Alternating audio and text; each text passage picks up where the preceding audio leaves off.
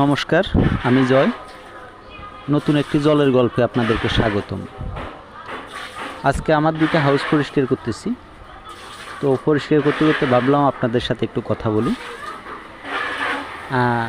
অনেক চাষি ভাই দেখা যায় যে পুরো হাউজের মাছ মারা যাচ্ছে, অথবা একটা দুইটা করে মাছ মারা যেতে যেতে হাউস খালি হয়ে যাচ্ছে।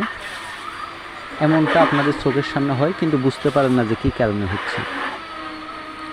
তো পুরো হাউজের মাছ যদি একসাথে মারা যায় তাহলে বুঝবেন আপনার হাউজে অক্সিজেন ফিল করছে। আপনার অক্সিজেনের পরিমাণ যতটুকু থাকার কথা ততটুকু অক্সিজেন হাউজের ভিতরে নেই।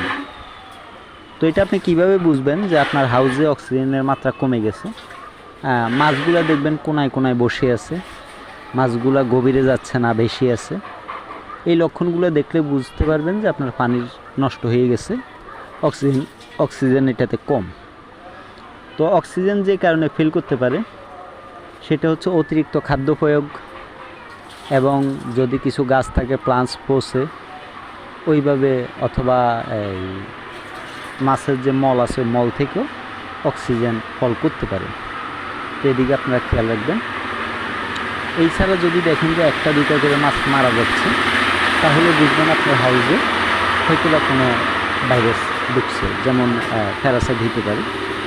তো প্যারাসাইট যদি হয় সেই ক্ষেত্রে আপনারা অবশ্যই যে মাছগুলো আক্রান্ত আছে, যেটা আপনি বুঝবেন যে অস্বাভাবিক, ওই মাছগুলো আলাদা করে আপনারা ফুল পানি চেঞ্জ দিবেন, এবং অসুস্থ মাছগুলো এক জায়গাতে রাখবেন এবং সুস্থ মাছগুলোকে অন্য জায়গাতে রাখবেন। হ্যাঁ, পানি চেঞ্জ দেওয়ার পরেও আপনারা প্রত্যেক দিন 30 ভাগ করে পানি চেঞ্জ দিবেন। এইভাবে করতে পারেন।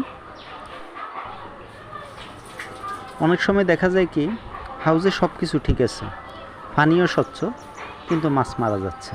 হ্যাঁ, এটা হইতে পারে আপনার পরিবেশগত সমস্যার কারণে। যেমন আপনি একটা মাছ আছে আউটডোরে থাকতে পছন্দ, কিন্তু আপনি এটাকে ইনডোরে রাখলেন, অথবা ইনডোরে মাছটাকে আপনি আউটডোরে রাখলেন। হ্যাঁ, ওই পরিবেশজনিত কারণে অনেক সময় কোনো সমস্যা ছাড়াই দেখবেন যে মাছ মরে যাচ্ছে।